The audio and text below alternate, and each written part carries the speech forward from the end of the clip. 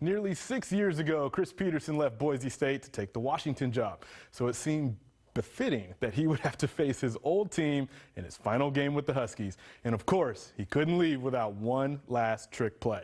To Sin City for the Las Vegas Bowl. Huskies putting pressure on the Broncos early. Hank Bachmeier avoids the sack, but Miles Bryant says thank you very much. He is going to return that interception just to near midfield. Huskies will take over, and Jacob Eason and the Dogs take advantage. He finds Andre Bocelli, who splits the defenders, walks in untouched for the touchdown. 12 plays, 52 yards. Huskies up 7-0. In the second quarter, Savon Ahmed gets around the defense, tiptoeing in his Jordans down the sideline and scores. 17-0 Dogs. Husky fans got to be wondering where that offense was all year. D coordinator Jimmy Lake taking over as head coach after this, and his defense showed out. Elijah Molden out here playing catch, snags the pick and puts the Huskies in great position, forcing 3 turnovers tonight. A few plays later, Richard Newton's going to punch it in from the 2. Boise State would answer with their only score of the game, but the fourth quarter belongs to Purple Rain.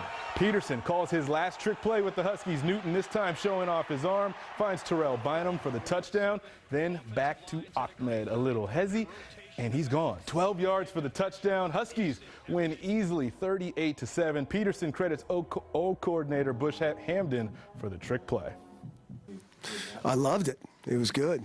Rich been doing a nice job, a little bit of wildcat, you know, and so it was good. I think it was well timed, and Rich threw it well, and Terrell made a play. It was awesome. You know, it wasn't poorly defended. I know Coach Lake's going to do an outstanding job, and we got a lot of guys coming back. We're losing a few guys, but I know these young guys have you know, started to make their mark this season. They're going to continue to do that next season. So you know, there's a lot to look forward to at University of Washington, and you know, it could be fun.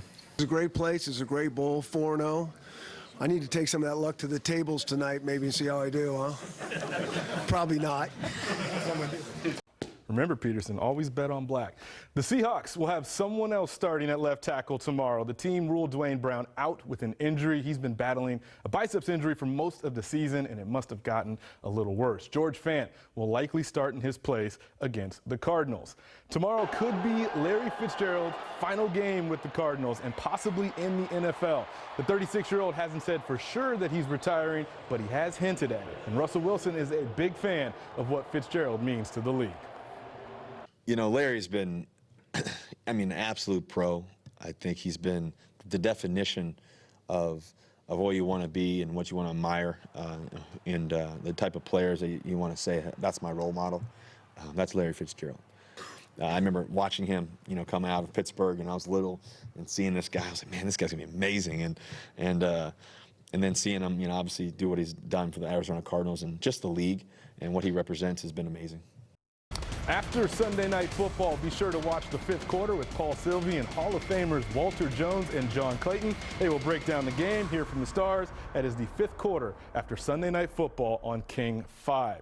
Showdown between the reigning NFC champion LA Rams and San Francisco 49ers starting the second. Rams already up 7-3. Todd Gurley, the forgotten man. He had 2 touchdowns on 48 yards. Just before halftime, that's not good.